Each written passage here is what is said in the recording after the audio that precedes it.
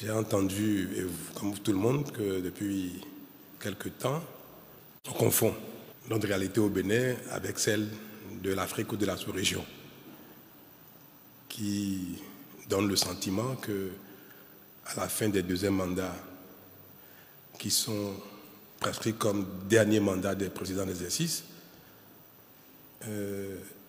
les concernés tentent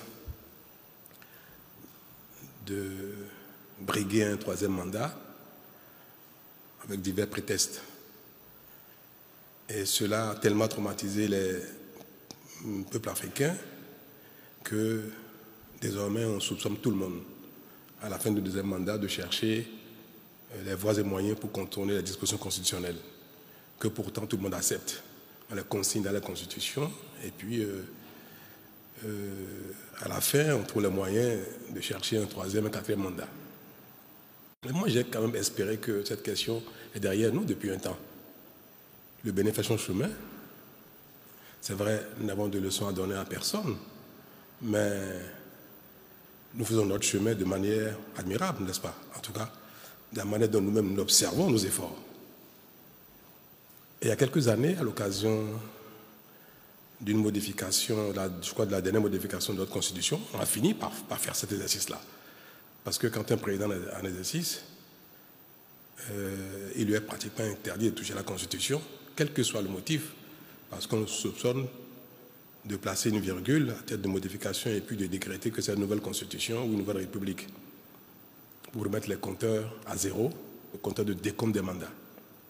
Donc depuis 2019, nous avons espéré avoir réglé définitivement cette question-là au Bénin. Et à mon initiative, nous avons précisé dans la Constitution que nul ne peut de sa vie exercer plus de 2 mandats, que la Constitution soit nouvelle, qu'il s'agisse d'une nouvelle république, qu'il s'agisse de quoi que ce soit. Aucun vivant au Bénin ne peut faire plus de 2 mandats en qualité de président de la République. Et nous avons tous pensé qu'une fois que cela est inscrit dans notre Constitution, ou bien toutes les fois que cette phrase reviendra dans n'importe quelle constitution, qu'elle soit nouvelle, qu'elle soit modifiée ou non, toutes les fois que cette phrase figurera dans la Constitution, il n'y aura plus aucune raison de soupçonner un président en exercice de vouloir faire un troisième mandat. Et d'être passé pour être acquis.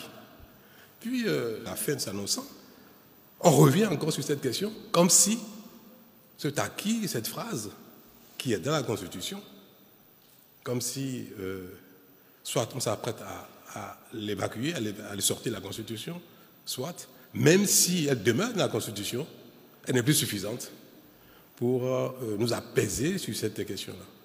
C'est malheureux. Parce qu'en fait, ce sont les acteurs politiques qui agitent cela, juste pour se donner une raison d'exister, pour créer de la polémique, pour animer le débat politique avec un sujet qui en fait n'en est pas un.